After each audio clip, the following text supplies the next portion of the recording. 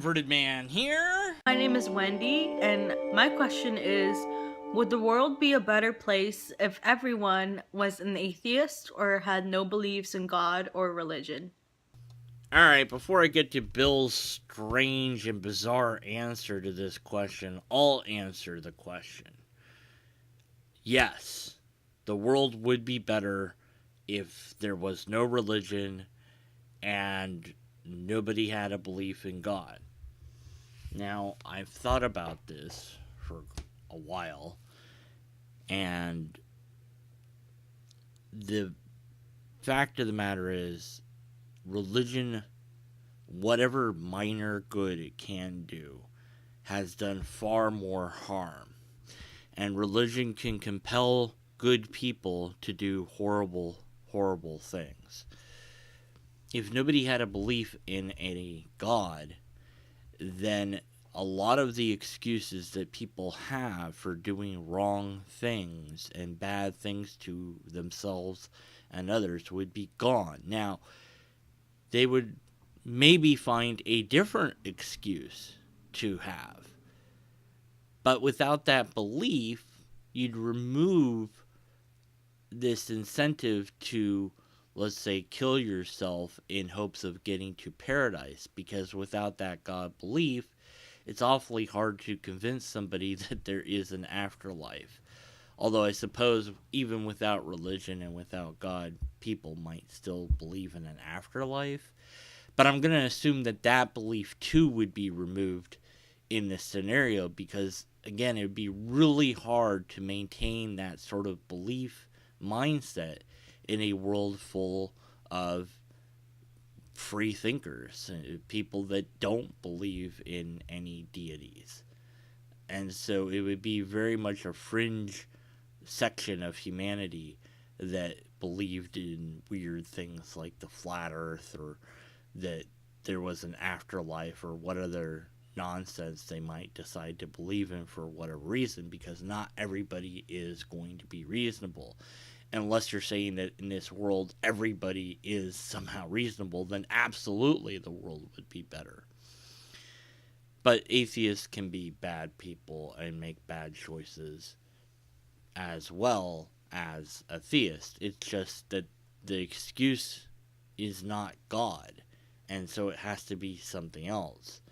And it's harder to convince somebody to do bad, especially harm that is unreversible, when they don't believe in an afterlife. So I just think that the answer is yes. Without religion of any kind, without belief in a God, and I would add belief in afterlives and things like this, that the world would certainly be a better place, because we would have removed at least one thing that we can blame or say, well, that's really why I did this. It's not me saying that gays are bad. It's the Bible saying that gays are bad, even though that's not what the Bible says, but that's what I think that the Bible says. So that's going to be good enough, you know. And so you'd remove that. And so people couldn't point to the Bible and say, well, you know, it says, you know, tattoos are bad. They just have to say, I think tattoos are bad. They wouldn't be able to hide behind it anymore. They'd have to, their prejudice would be exposed to the open public. And so they'd find themselves naked and having to justify their statements by reason and logic. So absolutely the world would be better. But now let's get to Bill Nye's weird answer. People get a lot of community out of religions. They get a lot of friendship. They have extended families as a result of religion. And my atheist friends, and just, you know, the old saying, some of my best friends are atheists. I mean, I do have a large circle of atheist friends. We're all very supportive. We have our own community in a different way. So what? People get community out of having religion and not having religion. You can get community or form a community based on anything or nothing. You know, there's Star Trek cons and sci-fi cons and, you know, all these sort of things. You can make that be your community, and you don't need God or religion. So what's the purpose of saying, well, people can get good communities out of that. It doesn't really answer the question. Yeah, he doesn't know the answer to the question, because you have to, think about it for a while. I kind of get the feeling with these things is that they kind of go, hey, we've got a question for you. Okay, and rolling. It's like they don't give them time to think about these questions. But so what if they get communities out of that? That doesn't mean anything. And think about the community that's sitting there planning how to destroy Western civilization. Well, I mean, at least they have a community, right? Oh, would the world be better without that religion and without that belief system? Yes, it would. But let's ignore that. I think what we want is to transcend families, extended families, and tribes to an understanding that everybody in the world is in this together, that all of our tribes are in this together, people from different religious traditions, we're all in this together. I was a theist for a long time, from the age of 8 to 32, and I have heard many different churches and many different people talk high praise about coming together and setting aside differences and all worshiping God together, and we all just get along and it will just be so great. And you'll have maybe one day where people will do some songs and do some prayers and do some dances or whatever, and that will be the end of that. And usually you won't ever see those people ever try that again, because somebody somewhere is going to have an argument. The doctrines absolutely require it. These are exclusionary doctrines. They do not include people, they exclude people. Even Jewish faith does that, and they don't want you to be Jewish per se. They're supposed to say no. The rabbi's supposed to say no if you want to convert, but you're born Jewish or you convert, and if you're not one of us, then you're not one of us, and that's the end of that. So, yeah, sure, I'll get along with you, but I'm not going to agree with any of your beliefs because they're wrong. And with Christians, it's far worse. There's so many different denominations. Catholics are no better off. You get two different types of orthodoxy. They're not going to agree on anything, just about. At least not concerning the religion. And forget about Islam. They're not going to agree with anyone except themselves. And even then they can't agree because there's different sects there. And Hinduism might be pluralistic in deities, but certainly not in accepting other ideas of other religions, especially those that exclude Hinduism. They might see Jesus as one of the possible gods, but it's not something that you would find in the teachings of Hinduism, specifically because they didn't come up with that concept, so they're going to exclude that. So all these religions are exclusionary religions, and finding some sort of universalistic religion is extraordinarily hard to do, and usually the universalistic religions are despised by the exclusionary ones, and even the most universalistic religions still tend to frown upon people that are non-believers. So no, people won't get along as long as there are doctrines that tell them that they are right and everybody else is wrong. But if you got rid of that, if that didn't exist anymore magically somehow, then that would be one less obstacle for people to get along with each other. There might be other obstacles, and of course there would be other obstacles, but it would certainly be one major less of an obstacle to getting along with somebody. And whether or not there is one God that makes decisions for you, whether or not there is one God that influences your life based on what you've done in past lives, whether or not there is no God, these are all questions that are very important to ponder individually. But in the bigger picture, I'm not going to claim the world would be better with or without communities.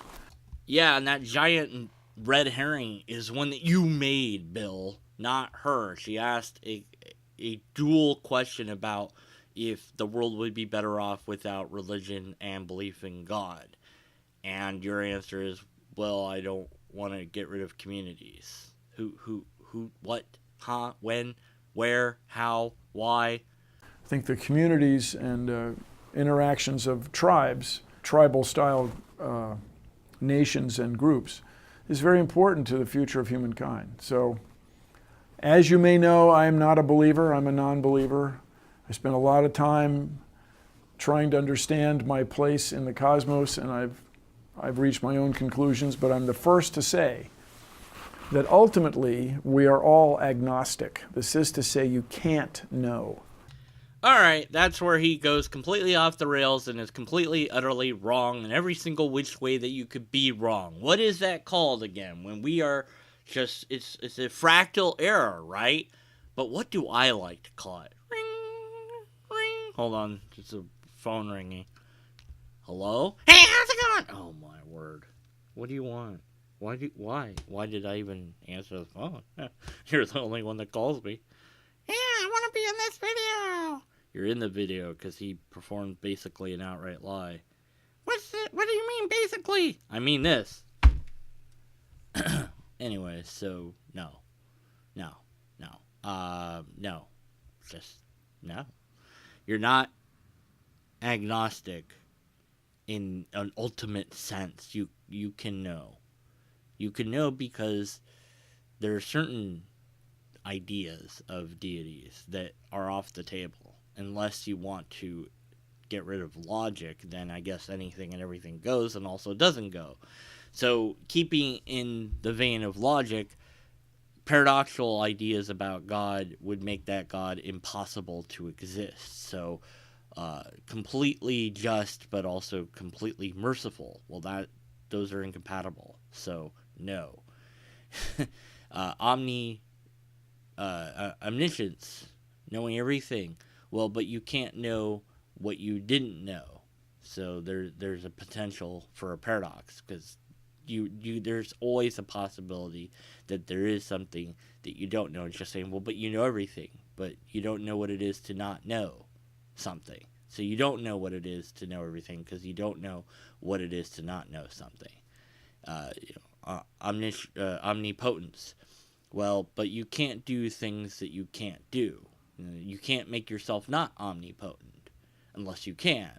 Or can you? Can you, of course the whole, can you make a rock so heavy you can't lift? Well, if you can, then logic's off the table. But if you can't, then you're not omnipotent. You're just logically potent or something. So these contrary ideas of that are ascribed to God and that God is spaceless, well, then there's no place for it to be. God is timeless, then there's no when for God to be. And so if you have no when and no where, then you're not, period, because there wouldn't be a time to act in and there wouldn't be a place to act in. So you couldn't act because you couldn't be at all. So there are certainly ideas of God that absolutely you can say no to. But if you're going to say, well, but you have to be unsure, no, you have to be skeptical of things that are unproven. And so far, every concept of every God has remained unproven by those who claim that it's a real thing. It is a phenomenon that happens within the brain that we can be sure of. But there is zero proof to show that it's anything other than that. And to say, well, we don't really know, we're just kind of agnostic. It's like, well, or maybe we're in the Matrix, and maybe we're all in, Truman Show, and maybe this, and maybe that. No. No maybes. This is reality that we're dealing in. And science is the best tool to figure out reality. And unless we find evidence of a thing that we would then call God, there isn't a thing like that. There's no way to quantify what that would even be necessarily. And many atheists have said that, well, what if it was like a powerful alien, sufficient technology to look like magic, and it just said, well, call me God. All right, well, because I don't care about that word, I'll do it, I guess, if that's what you call your species. But that's not going to make me worship you. I'm not really going to necessarily believe that you're God. I'm just going to call you it because I don't care. But could it do anything to convince me? Well, if it can do enough, then it could just change my mind so that I don't have a choice in the matter. But as far as me coming to a place where I agree that it's actually the actual God, I could probably get pretty close, but why would it even care? But I'm not even near that spot because there isn't anything like that we've discovered. Nothing close to that. There's no hint of a technology to this sophisticated degree, and simply hiding it behind the next planet or outside of the universe does no good because you can't explore those areas. They haven't been touched yet except by your imagination, and if that's all you're going on, then that's all it is. And so for Bill to say, well, we're all just agnostic is just ridiculous in terms of what the word actually means and in terms of what my personal counterexample has to say. I don't believe in many ideas of God, but I outright reject plenty of ideas of God because they are internally consistent and outright contradictory. Yahweh definitely doesn't exist. Period. End of story there. I've found not only no evidence for it, but evidence against it, and things that show me that every bit of it that could ever hope to prove it actually proves that it isn't what people claim it is over and over again.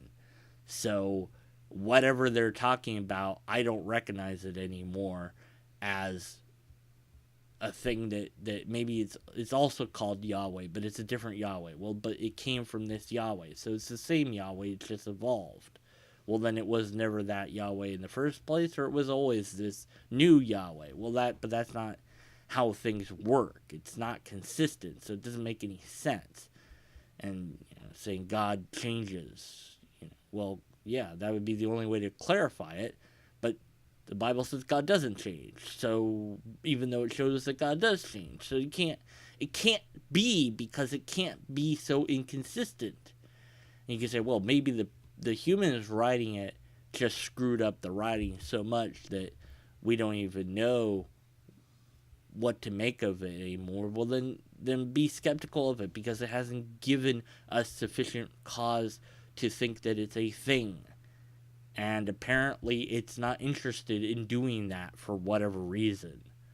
Because if there was a deity, a God, then it could tell all of humanity in a way that nobody would be able to deny. And it could just change our brains so that we all accepted it. Forget about, why care about free will if that's even a thing? Just do it.